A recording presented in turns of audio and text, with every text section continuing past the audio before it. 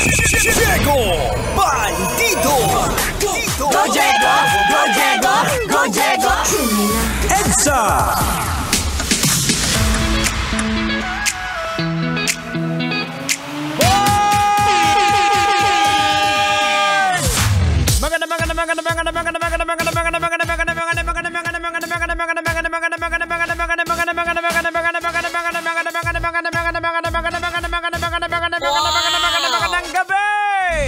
Metro and Mega Manila. That's right, oras po natin sa buong Apoloan. We got 31 minutes makalipas sa oras ng alas 6 ng gabi. At syempre, eto na naman po.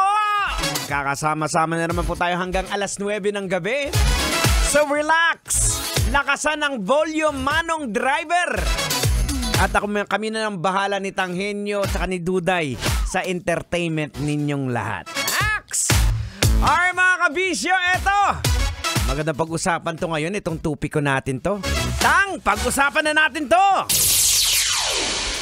Ayaw ng magarbong dream wedding! Oh no! Post ng isang babae tungkol sa jowang breadwinner o mano, viral! Ayon sa nabanggit na post mula sa isang anonymous uploader, ang boyfriend daw niya ay breadwinner ng kanilang pamilya. Na ultimo daw yung buong sweldo'y binibigay na doon sa mga kanyang parents. Dahilan para hindi makapag-ipon si kuya. Oh no! Ang bihira naman. Pakiramdam daw niya ay hindi pa daw handa si Boylet na mag-settle down at pakasalan siya. Kaya ang ginawa niya, tinanong niya tungkol sa kasal.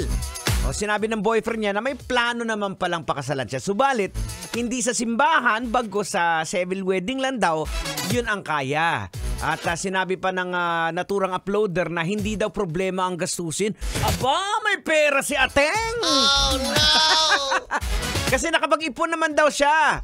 Oh, ang tansya niya daw is nasa 500K ang inaasam niyang magarbong wedding. Wow! Ang bihira naman, oh. Ayaw naman niya wag raw ako gumastos ng malaki at hahatian naman niya raw ako wag lang sa ganon kalaki. Batang, hindi na natin patagalin to, Tang. Logican na natin to. Ay, sige. Huwag mo nang patagalin. Logican mo na para bahibas-basan. Logika na yan! Logika na yan! Logican na yan! Anong leksyon ang ating mapupulot? Anong aral ang ating madudukot? Kailangan pa bang i-memorize yan, boards?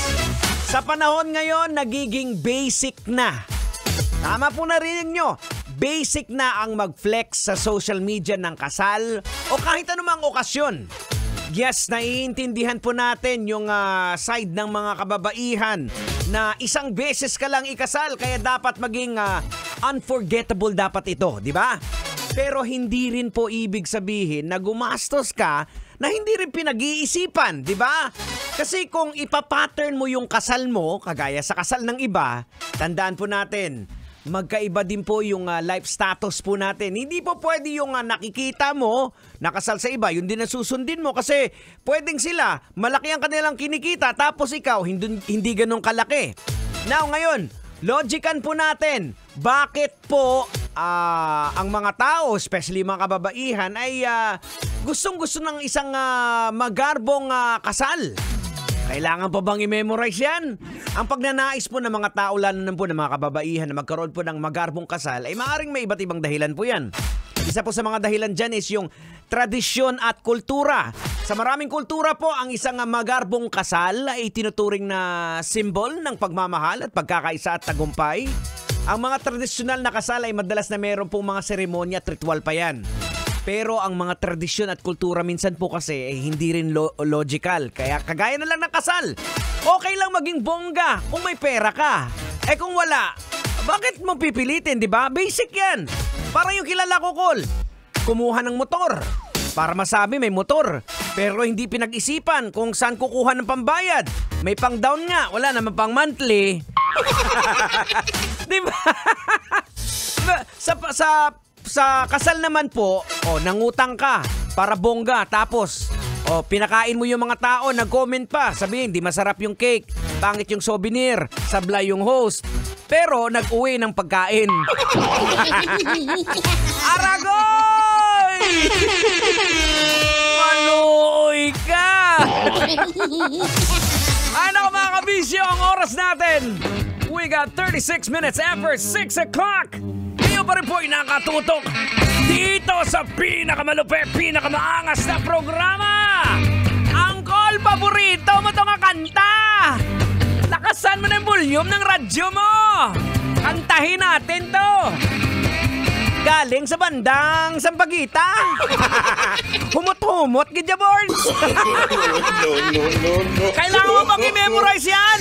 Basic! Kailangan pa bang i-memorize yan? Love Radio. Basic!